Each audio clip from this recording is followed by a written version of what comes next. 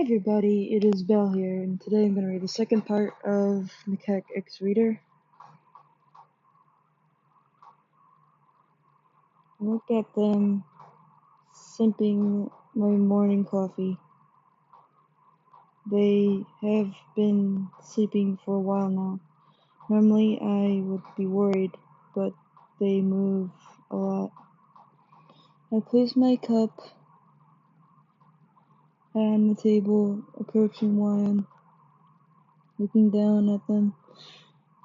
I kneel down, looking at their features. They were pretty. They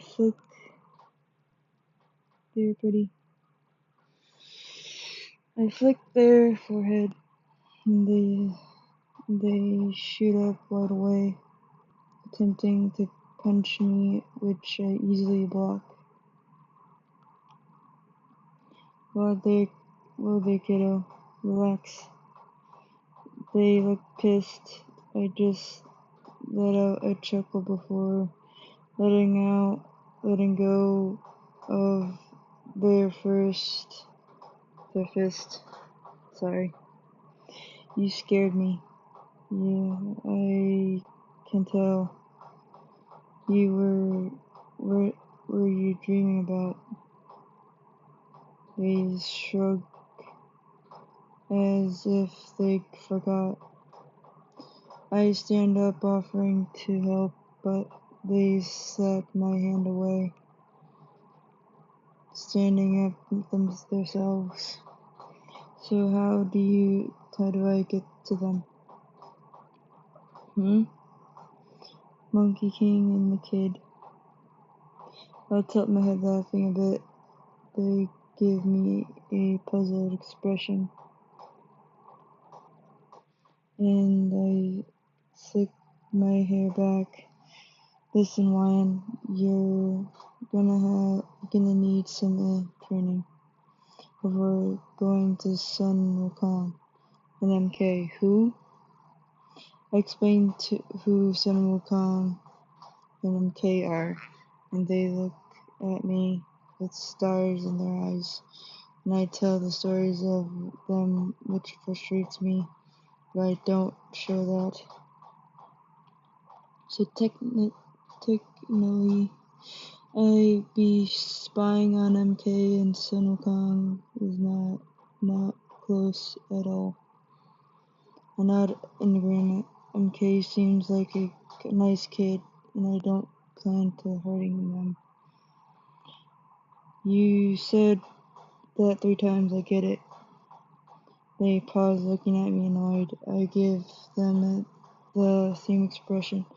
They continue to what they were saying. Why would I need training for that?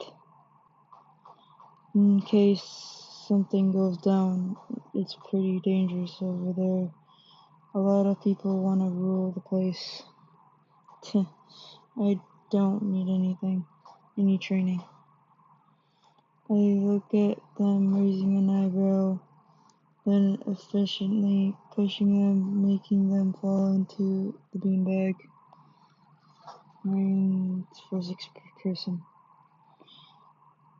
He pushed me slightly, making me fall into the maroon beanbag. Please, you as delicate as a flower. I sit up, ready to protest. It's not my fault. Everything is the shadow realm. It's like a cloud soft. Like the object isn't even there, so I'm not used to this. I say, waving my hand around. He just snickers, offering his hand to me. That's why I'm gonna help you out. Excuse me. I was hesitant, but accepted his help. He pulled me up, patting my shoulders before taking a few steps back. Alright, you must have some kind of ability in the human world. I can't It manipulate shadows if that's what you're thinking. If you could, I'm pretty sure you would be back with your human, unless you know what you want to say when you want to stay. A scoff, he is full of himself. He explains some of his own powers officially, asking if I could do the same. I shake my hand to most things he asks. Could you be a shadow here? Like pretending to be someone else's shadow? I actually don't know. Great, let's give it a go. He says, smiling, telling me to communicate, concerned, focus on the person who I would need to form as aka him. His pose is winking as I get a good look at his features. I groan before concentrating on his form. A few minutes passed. Nothing has happened, just as I was about to give up, him included. I feel a slight dizziness. Before I know it, I'm attacked to his shadow in complete replicate. He looks down at me, shocked. He smiles in his form, sticking his thumbs up in a way of saying, see, I can do it. He smirks, doing sudden movements to see if I follow along. He moves side to side, jumps up and down, etc. I almost perfectly get his moves on point as a shadow. You just have this instruct on their next move. At one point, he does one stupid dance, twirling around, waving his arms. I turn into my form after his 360. He sees me right in front of his face. I have a smug smile on my face while he just has a blank stare. Nice moves. I could see a faint pink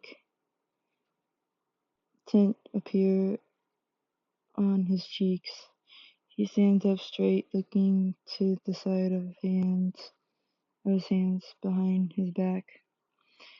You're pretty good, but you could still use some practice. I roll my eyes, crossing my arms. Anywho, he looks back at me. His face is a normal tone now. Let's get into your actual training. Al. Al. He moves quickly, grabbing my wrist, and pulling my arm up. I yelp, and he throws me onto the mattress. I look up and see him coming toward me before I could react. His left foot is placed beside me on the mattress, his fist coming at my face. I flicked, bracing myself for an impact, looking to the side. I felt seconds pass. I open my eyes and look at him. He lowers his fist, which allows me to see his face more clearly. He was completely calm. You need to work on your reacting timing.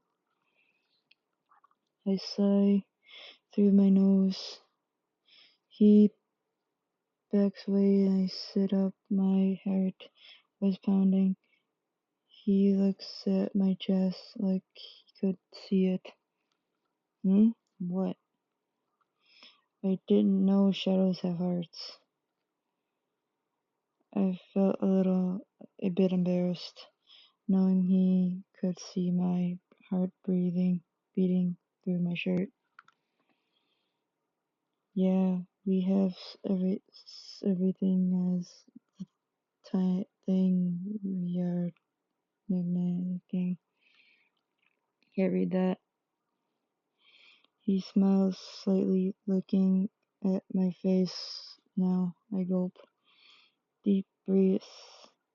You need to prepare for more events like this. I nod, standing up and taking a deep breath. Shouldn't you help me more than combat skills? Don't question my teaching skills. My apologies, Teacher Macaque. I say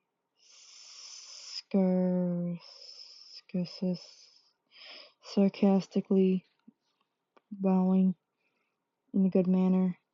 I look at him.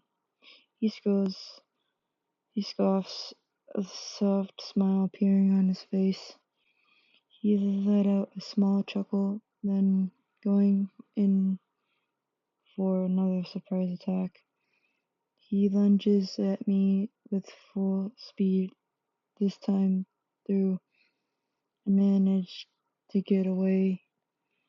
I smile on how I avoid his hits. I feel something soft wrapping around my ankle. I don't look down and see his tail. He swung me and I crash onto the hard floor. I, I groan, my head hurting from the impact. I open my eyes to see him above me, leaning forward to look at me closer. You okay, kiddo? I as as a way to say yes. Good. You're a quick learner, huh? That was a lot better. I smile as his approval, sitting up and rubbing the back of my head. He walks away into a small kitchen. Ramen? I said. I had this slow reaction as what he said was completely random. Yes, please. Time skip. Wayne and macaque finished their bowls of ramen. They both were talking about their interests, favorite colors, favorite animals, to the weather. I thought you would like colder weather, macaque says, taking both of their bowls wine rounds. Nah, I mean, it's nice, but in the shadow realm, it's always pretty chilly. He hums in response. Wine rests their head on their palm, feeling satisfied with their meal. They never they never actually ate something with flavor, so the meal had macaque made was extraordinary to them, even though it was a bit burnt. Alright, now as for combat. They say, standing up quickly, regretting it. They sit back down slowly. Macaque laughs at Wyan. You need to let your food digest first. Wyan frowns, crossing their arms like an angry toddler. He washes the bowl, drying, and putting them away, which was just in the cabinet below the sink, or in this case, a large bowl with water. He takes the bowl filled with now soapy water and starts walking to the ladder and led to the exit. I'm gonna get some fresh water when I come along. They hum, trolling their way to macaque.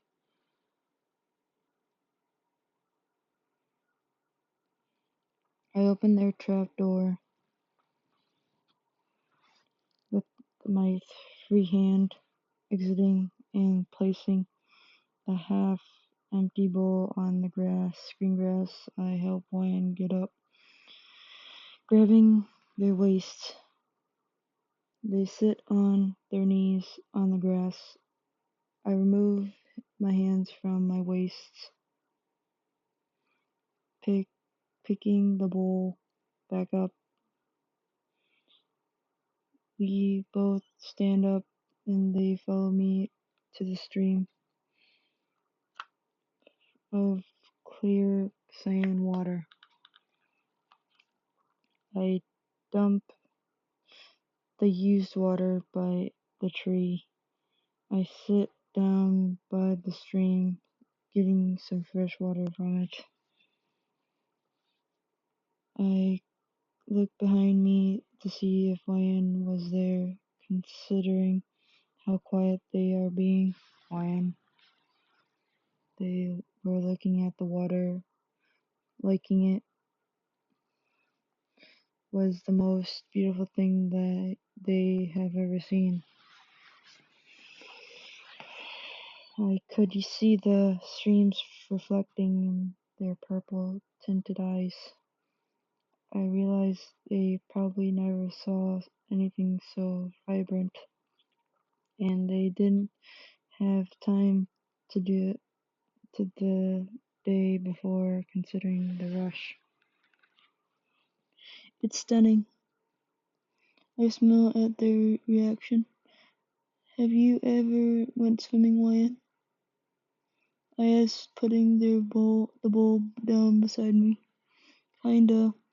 I know the movements to swim per se, but I'm sure it's nothing compared to this. I take off everything I'm wearing besides my pants. Wyan looks away. What the hell are you doing? I could see their ears turn into a bright pink. I chuckle. Take off your shoes. Eh. They turn around puzzled. Trust me. They do so very, very slowly.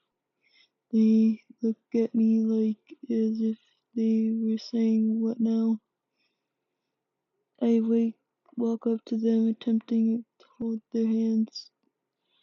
They get defensive, backing away. Relax, I say in a soft tone. I went to grab their hands again,